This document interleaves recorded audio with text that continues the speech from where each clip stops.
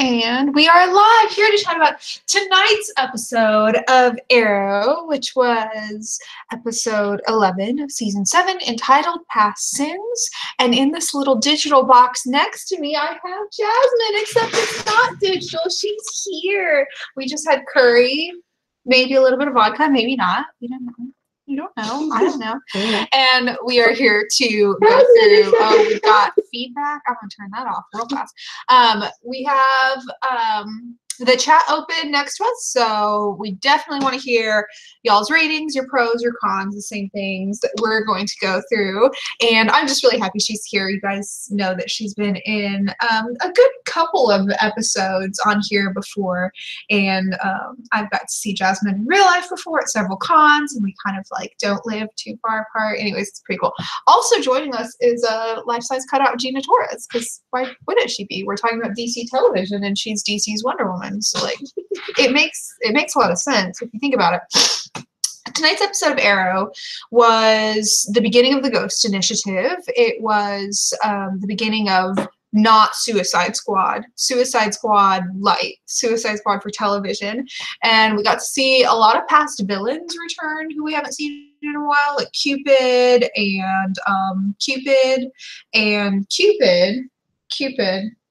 came back. Yeah. So that was really fun. And I'm just really excited to hear what you guys think. But my first thing I'm going to do is toss it to Jasmine to rate the episode on a scale from 1 to 5, 1 being terrible and you hated everything about it, and 5 being perfect and you loved everything about it. Where are you falling? I'm giving it a 3. A 3? Yeah. Okay. Halfway. That's Didn't love it. Didn't hate it. We had some ups and downs. Yeah. That's kind of the fun thing about watching something live is, you know, we haven't like debriefed. The episode just ended, but I can kind of tell by people's reactions. You can kind of tell as well on Twitter the parts that people loved, hate, or were just sort of like extended exclamation parts, and the parts where we were like, I mean, I know it's not commercials, but I think I'm going to go get some curry. You know? Yeah, those kind of parts. And I'm curious to hear what those parts were like for you. What were your parts where you were like exclamation marks, and at what parts did you go to the kitchen to get curry? So I'm going to jump in the chat and see what you guys are rating it. Stormy gives the episode a 3 out of 5. Sounds like she's on the same page as you. Yeah. Lisa says, hi all. Mimi says, I thought Curtis actually died. I also thought Curtis actually died, and I'm not super gullible. I mean, like, I can be a little gullible, but I'm not that gullible. Like, I've watched shows like this before, and I was like, I get that his writing's been terrible for a while, but I was just advocating for more writing, for, like, better writing for him, not more screen time, better screen time, let's be clear. But I wasn't expecting them to kill him, and I was a little salty for a whole commercial break. A whole commercial break. Because it's like, really now? We were both sort of like, but, you know, like, I know there's ways they could walk it back. It wasn't like I was, like, 100% convinced, but I was pretty convinced. I was like, that was a full-on next step. Anyways, it's fine, though. They walked it back. Kate Johnson says, I liked this more than last week, 4 out of 5. Carrie Johnson says, just giving a shout out. Haven't seen the episode yet, so I'll check out the comments in post. Yeah. Hi, Carrie. Are you also watching Black Lightning live now? Because I know you usually watch Black Lightning live right after Arrow as well. Stormy says, loved all things Felicity, loved a little bit of hope for Emiko and Oliver. The siren stuff is just stupid. Yeah, I think we may echo some of those sentiments, give or take. I like the Oliver and Felicity dynamic that they've established so far during, like, since the mid-season. It's been kind of stable and fun. Emiko and Oliver, I like Emiko. I'm not sold that Emiko and Oliver is going to be the connection that's going to get me to like Emiko. And then the siren stuff, I don't know. What did you think? The siren thing was something they had to give her because we kept trying to do the whole redeem, she's this or that sort of thing. So they had to give her something that was her own. Yeah. I guess since they weren't getting rid of her, they're going to keep going on with her. They need to give her something. Right. So it was interesting and fall that it just wasn't the same, oh, are you loyal? Are you not loyal? Do I like you? Do I don't like you? Sort of thing.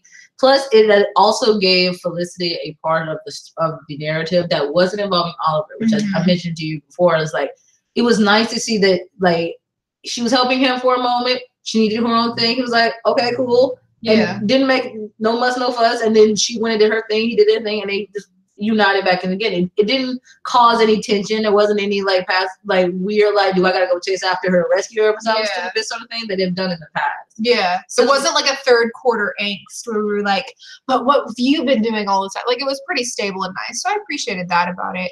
Siren, I mean, I know I'm from a plot perspective. To redeem her is to metaphorically kill her because Siren contributes to the plot in a unique like they've already killed off Laurel. They've already made that determination. Siren contributes to the unique plot in that insofar as she is not Laurel. Because if they make her Laurel in any way, literally or figuratively, you know, she is stepping into a dead woman's shoes.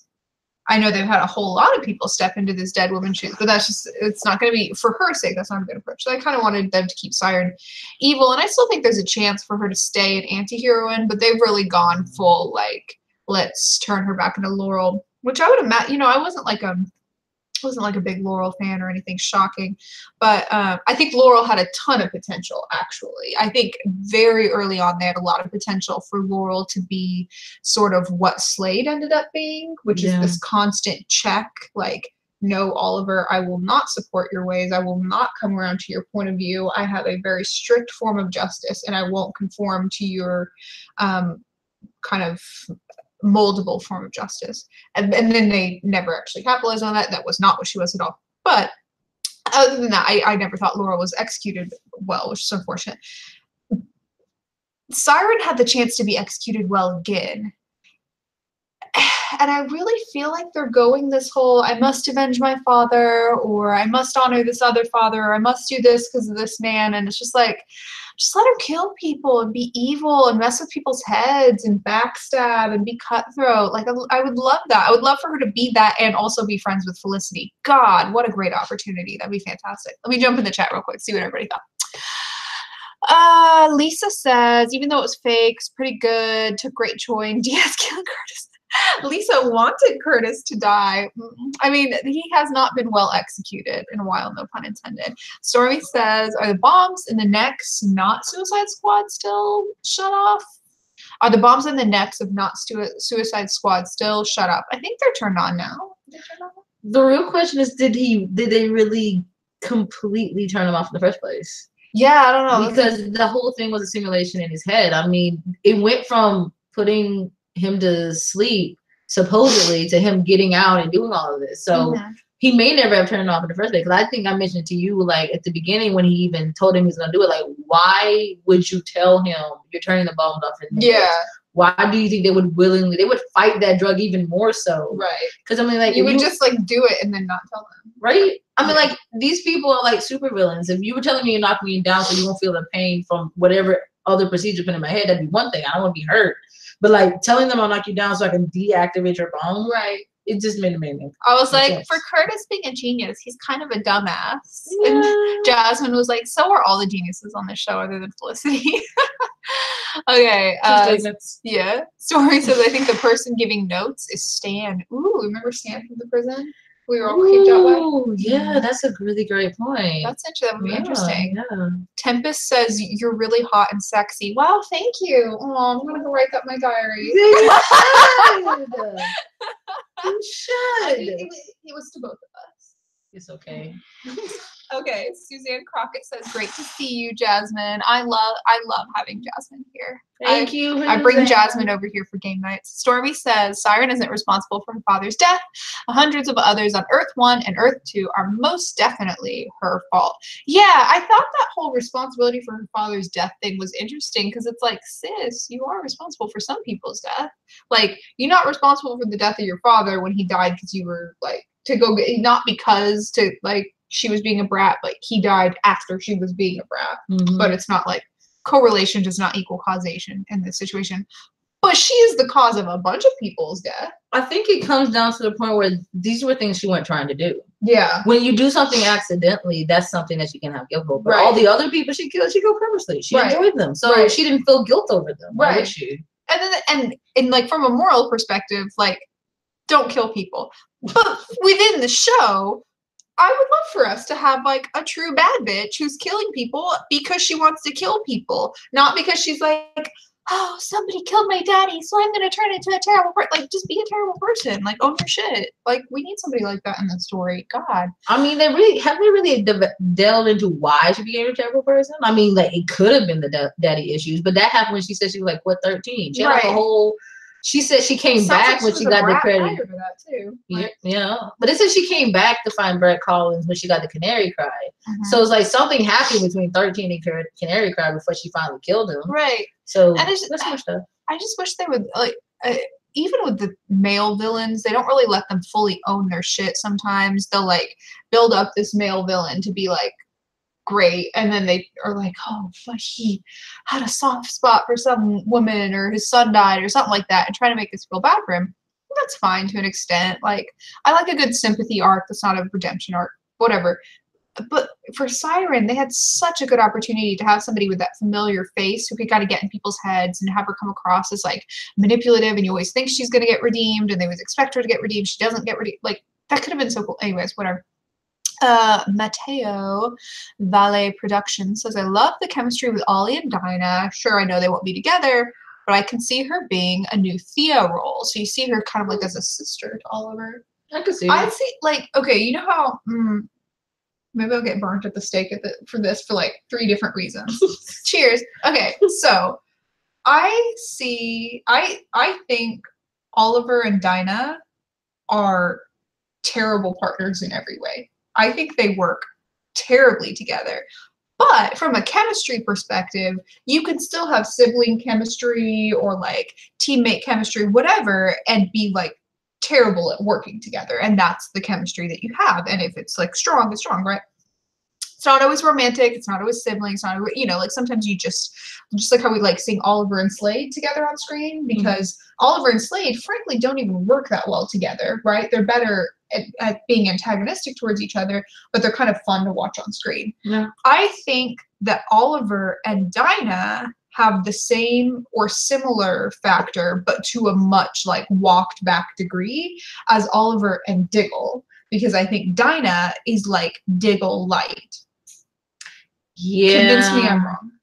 I don't think I can convince you you're wrong, but I do think like they're at odds of like who's technically the head honcho here. I'm always gonna be down for a woman killing the game, taking charge, being a bad egg. And in Dinah's life, Dinah is head honcho. She is. She's the captain. Of the SCPD.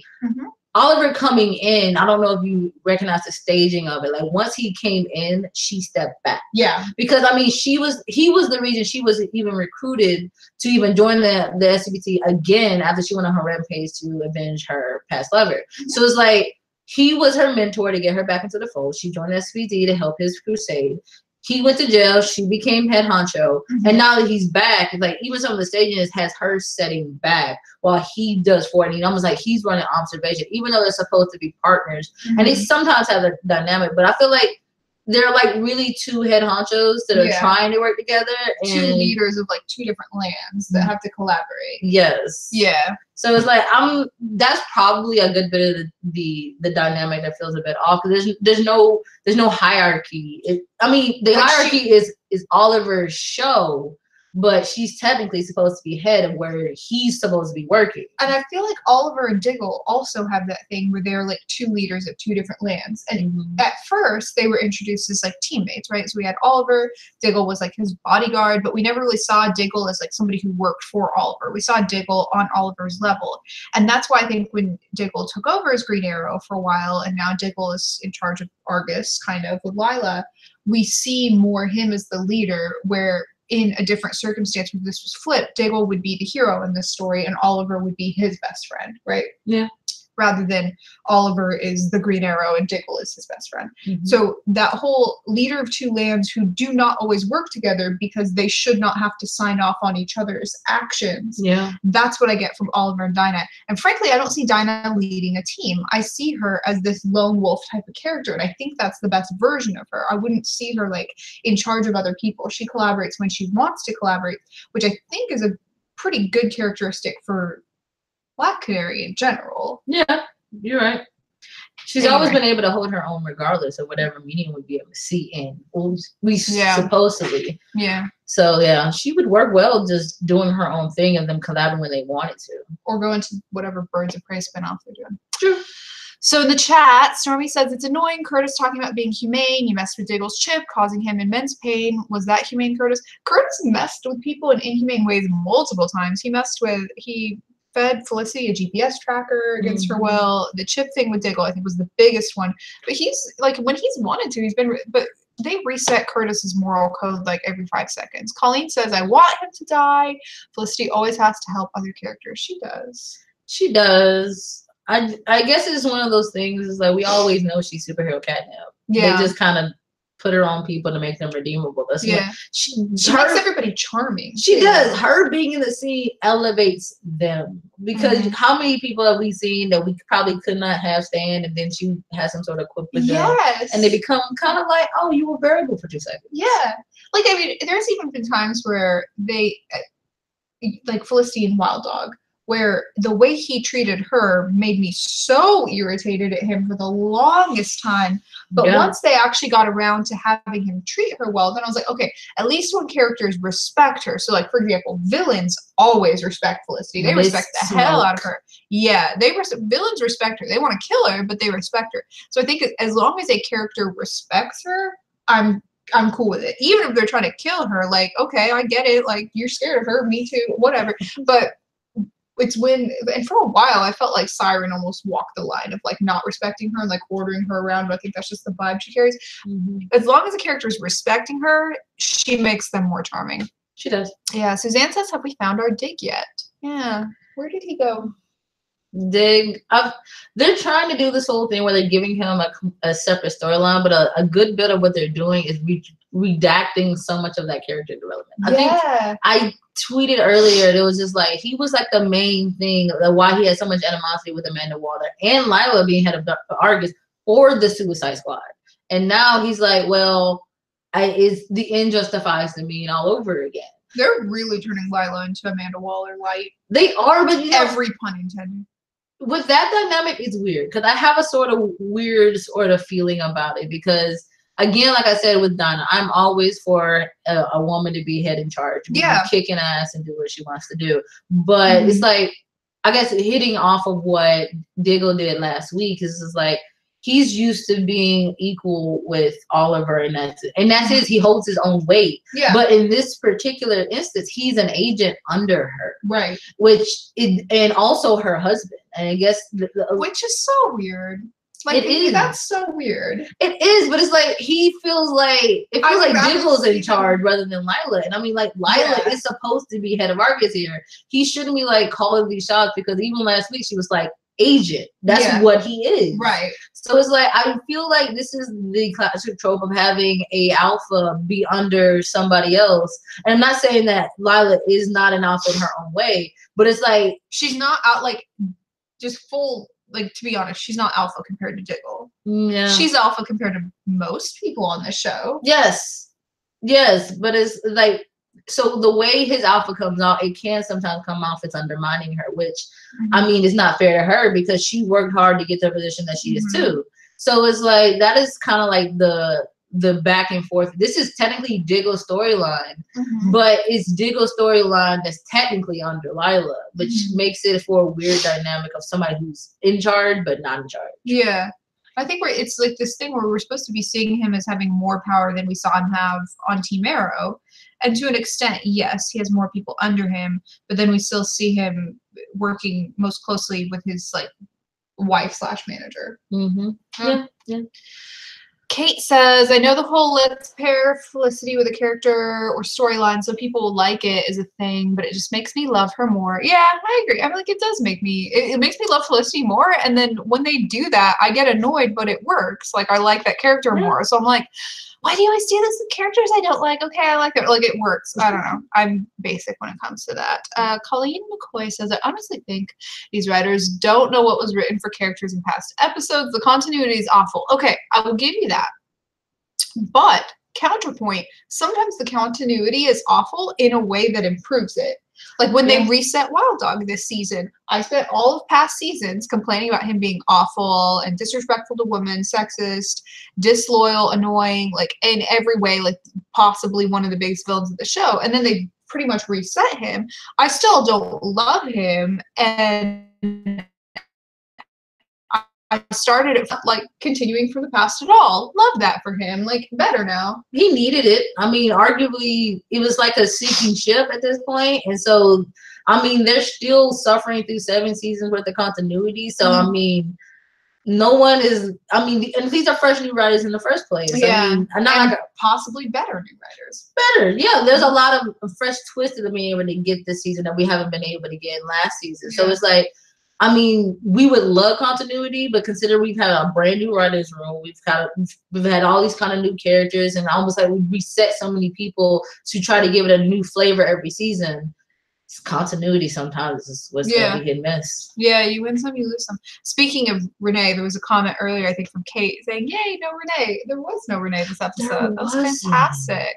Look at that. Mateo Valet Protection says, in one of the flash forwards, when Dinah explained to William the Mark IV, she seemed to be in awe, talking about Oliver, but the episode before, she wasn't sure if she could trust William. Yeah, I think Dinah's reaction to Oliver really varies based on his behavior, which is a true reaction of one, overall leader's reaction to another overall leader, and you don't want to see them work together too much because it will constantly change their, like, it will reduce what their character is. So that's kind of my issue with them. And I also feel like Oliver has really good all kinds of chemistry, sibling chemistry, romantic chemistry, whatever, with different characters, and I get that he has this like antagonistic chemistry with Dinah. I need it in tiny doses. I don't need to see that every episode. Like, that's a bit much. And that's, that go all kinds of CW crazy. Stormy says, how adorable is Felicity when she gets excited that her tech is working? I stan a genius. She was so, like, 80s cute, wasn't she? I love her priorities when, like, Siren took her out of the restaurant. She's like, but the wine. Right? This is like literally me. Yes. Literally me. I came and visit, and it was like the first thing I said. I was like, you want wine or vodka? It's going in a wine glass either way. I mean, this is lemonade. Colleen says, no way, Dinah comes off as condescending. She is not Diggle light. Here's the thing. I don't mean to say she is Diggle light in a way that she is as good as Diggle, as likable as Diggle in any way. I mean that in like, Wild Dog is Oliver light. I can like Oliver and hate Wild Dog and understand that they're like supposed to be a replication of each other. Yeah. Curtis was Felicity light. I love Felicity. I think the writing for Curtis is abysmal, but I understand what they're trying to replicate. So you're often trying to replicate a character, and if we really like Oliver or don't like Oliver, they can try to replicate him and fall flat. I think that Dinah was an attempt to replicate the Diggle factor. I'm not saying that's in any way reaching David Ramsey's Diggle. I'm saying I know what they were doing with her. It could still be objectively awful in your opinion, or objectively terrible in your opinion, or good, or whatever, somewhere in between. But anyway, I just think that's what they're trying to do. Not saying it's good. I mean, at the beginning when they introduced them, they were trying to parallel some of the similarities. They called her a Diggle. Right? It's like they were trying to like give us the rough around the edges. Kind of like on Parody season 1, like that roughness of the unrefined maturity. Yeah. Like that was why they were called the newbies. So, yeah. Like, when we first got them. And so when we progressed, they patterned them off of those characters. So they're supposed to be growing in there now. So I mean, eventually they're going to have to become their own characters regardless, and not just be sort of Diggle-like, sort of Oliver-like, but the bones of how they probably introduced them was very similar. And it's just, we've had a few like Oliver lights, right? We've had a whole litany of characters spun off of Felicity. Like, dear God, we've had so many Felicity lights, Felicity knockoffs, Felicity villains, Felicity anti-heroes. Even in different shows. Felicity on Flash, Felicity, like the whole introduction of Supergirl. Like that. Let me tell you, we got a whole ton of Felicity knockoffs. Some great, some not so great. Honored every time. This, I think, is one of the first times we got like a true Diggle knockoff-ish. Anyways. Mimi says, we aren't seeing the Longbow Hunters that much. Wow, we haven't heard that name in years. Diaz is making them seem like a huge threat when they really aren't so far. She also says, I'm pretty sure Diaz will be the main big bad throughout the season. I do think he's the main big bad. I find it weird. I don't know if anyone is up on spoilers and everything, but it's like, if you like follow him on Twitter, he's had a few goodbye sort of tweets or whatever. So it's like, but then again, like, if he's not, what are we doing here? Right. That's the real question. Especially if you're building him up for all of last season and now this season, like, surely they think they could pump a finale out of him. Well, I mean, like, they made him like a series regular for a bit, or so it's like. But see, the issue is if he's not a big bad, we're like almost halfway through a season without him. Right. And it's not like the kind of like they tried to do last year where they had like a bad for each person and then collab them and then split them into one. I mean, they already did that. We don't have a bunch of that. So it's like, I just really want to know what kind of focus we're going to. We're going towards Oliver kind of being redeemed with Emiko. Maybe whoever killed Emiko's mother will eventually be the big bad. Yeah, like I feel like there's still villains to be introduced, but in terms of a long, ongoing villain who we've been invested in for a while, not that I'm invested in. Like, here's the thing: I'm not invested in Dragon in the way of like he's a terrible villain and I can't wait to watch him die. I'm saying like, this isn't a good character. This isn't their best version of villainy. Like, we've done better. I've rooted more aggressively for certain villains, you know, to die based on like legitimately thinking they're awful. This guy's just annoying. My God, that's why I get so excited when there's other villains on screen, like Cupid. Yeah, I don't even like his face. Yeah, or his voice. Yeah, his little mumbly voices really get me one way or the other. You can really make a big person. Yeah. I mean, voice acting is a thing. Yeah. Stormy agrees. She says the show stays trying to make Diaz a threat. He is a joke. I would assume this Dante person will be a big bad.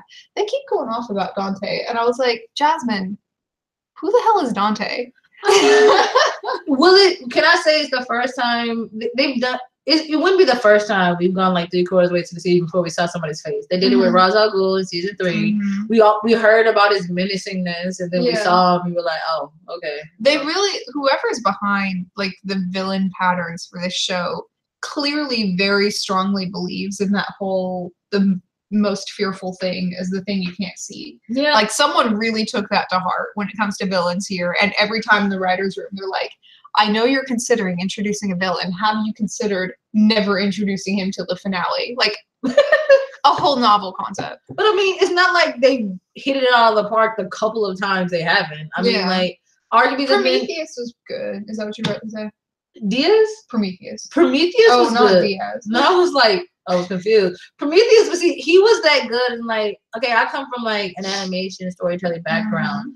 The first rules of any sort of storytelling narrative, beginning show or movie, is that introduce your villain early. Even if you do not know he is the villain, even if he's in like the first episode, you just kind of see his face in passing.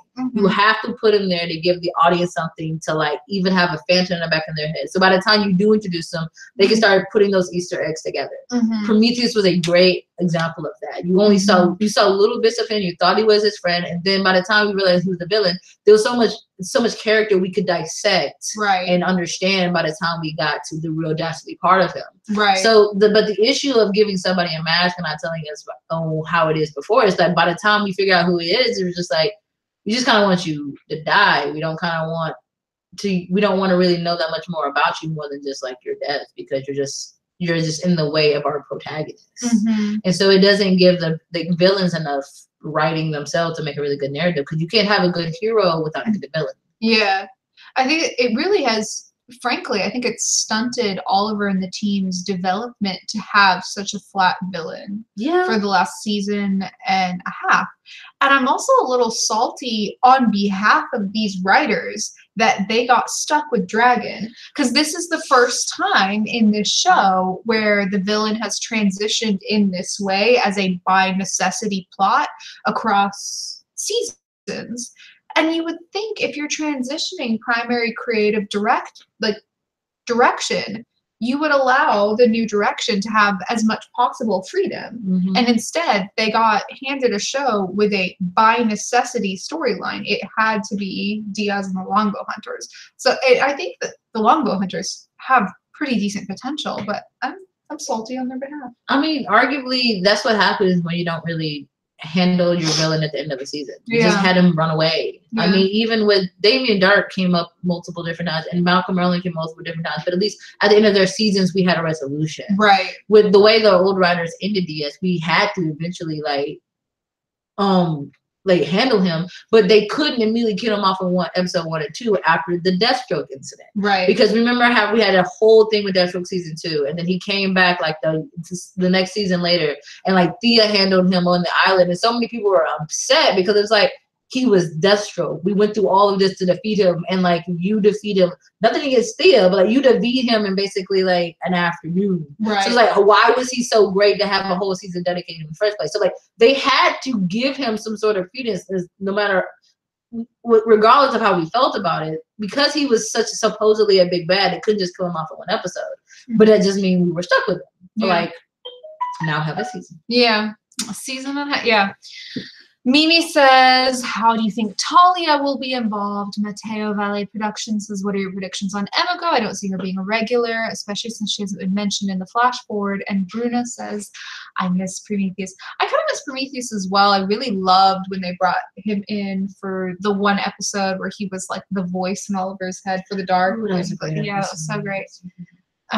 As for how Talia will be involved, I don't know. Do we really think she'll be back this season? Has that already been spoiled?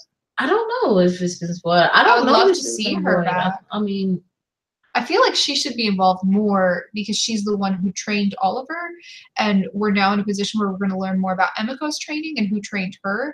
And I think that Talia being involved in Emiko's storyline would be just like inspired. That would be fantastic. Yeah, I mean, do we know how Emiko got trained? No, like there's so many. That kind of ties to his question, or Mateo's question, which is what are our predictions with Emiko? I predict that she will continue on till season 8.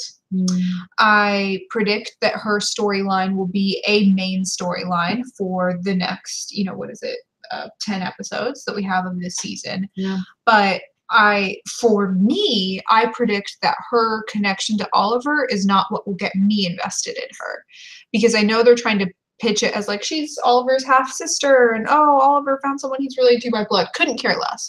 Do not see this whole thing of like being related by blood as what determines family, both in the show or in real life. Like that's just not, that doesn't speak to me personally. But I think Emiko's a potentially interesting character. I think it's unfortunate that she's being introduced this late into the show, because while she still has a lot to add, this is just kind of a hard time in the show to suddenly add a new hero. Yeah, I feel like they'll probably delve more into it, but like it's not just who trained her. Yeah, her mom didn't die that long ago, so it's just like, did she know how to fight beforehand? Was she like more street smart and just kind of could handle herself in the glades, or did she just, her mom died and she just decided to ostracize herself and just like, I'm just gonna kick behind? So it's like it's not just who, but how this transition into adventurous happen. Yeah, because that'll give us a lot more meat. Because you're right, I don't think she's gonna what was the purpose of introducing a whole sister barely into like half a season and then kill her off a few episodes later at the end of the season? Like we don't even have enough time to really like invest in her in the way we would want to, because we know going forward with her having this sort of mantle, it won't be a Team Arrow in the same way we've known it, but they're going to have that connection with there. So, and I want to invest in her for the sake of her. I don't want to invest in her on Oliver's behalf, because I feel like that will feel very forced and fake. Like he at this point has known Thea for a billion years, right? And he's been chill going episodes without talking about Thea going off with Nyssa and the gang. So I just don't get this whole, he's suddenly going to get super invested in a new sister. She is just another teammate for him, and that is fine. We're going to invest in her because of her. The real issue that I don't have a problem with that, but I worry because I know some fans are literally, and there's nothing against that, but they're so OTE centric. Yeah. So it's like, if you don't, it's perfectly fair. That's the reason we've stuck here for so long. But it's like, if you don't have a connection to the core 3, will they care? Yeah. And so it's like, I don't want her to just be loved because of their connection. Right. But I know there's so many of us that are there because of them, that it's like there has to be something that connects them in some way. Right. But I hope these writers, and I hope they can have enough sort of know-how to be able to twist it so that we can care about her while not having to ostracize herself from the plot. Yeah, I hope she connects to the team as a whole, and I think that's why they're trying to get her to connect to Wild Dog too. Like I assume that's intended to be a romance. They'll stop at nothing to get Wild Dog married into the Queen family. Okay. Yeah. I mean, we've already seen the flash forward in his terrible wig, so. Oh God. Unfortunately, maybe it didn't work. I mean, we haven't heard of Emiko, but we've heard of Renee. So, and we have no record of being married at this point. So I'd rather hear about Emiko, quite frankly. These are true. Yeah. At least she went out to wear a wig. Yeah, true. Spaniel says the writers could have killed Diaz early on, done their own thing, but they chose to keep him around. It's true, but it's true. Yeah, I don't really have an argument against that. I feel like they were kind of saddled with this storyline by requirement, and I don't know the contractual background of keeping the actor who plays Diaz on board, if they could have just killed him and done their thing or not. But I believe they didn't have to keep him along as he did, but he could have been killed off a lot earlier. Yeah, they don't have like within this season. Yeah. I suppose they could have just like overtly changed from the way the last season ended. Like it's supposed to be setting up for, they've gone to all of this length to set up for Diaz and the Longbow Hunters, and creative direction this time around could have just, kind of broken away from that entirely. It's true that that's possible. It would have been, I feel like, I don't know. I don't know who all would have to sign off on that. There's more to heaven and earth, Horatio. Spaniel says, Oliver is the only character I'm really interested in. Fair. Kind of feel that way about Felicity sometimes. Kind of feel that way about OTA only sometimes. Matt Shyamalan says, I feel like the season is great. There are too many questions for only 11 episodes remaining. I feel that way about a lot of seasons. And I know every time there was like, well, we're all going to wrap it. We're going to wrap it up at the end. At some point, I get tired of every single question only getting wrapped up in the finale. Yes. Like, you can't do it properly if you're wrapping up every single question in the finale. Learn to pace yourself. They have a real problem with pacing, because it's like they drag it all out for this entire huge plot point. They solve it in like 3/4 of an episode, and we're like, why do we have to wait this long? Yeah. Because, we've always known the real issue is that they are contracted out for 23 episodes, and they need to fill 23 episodes. Yeah.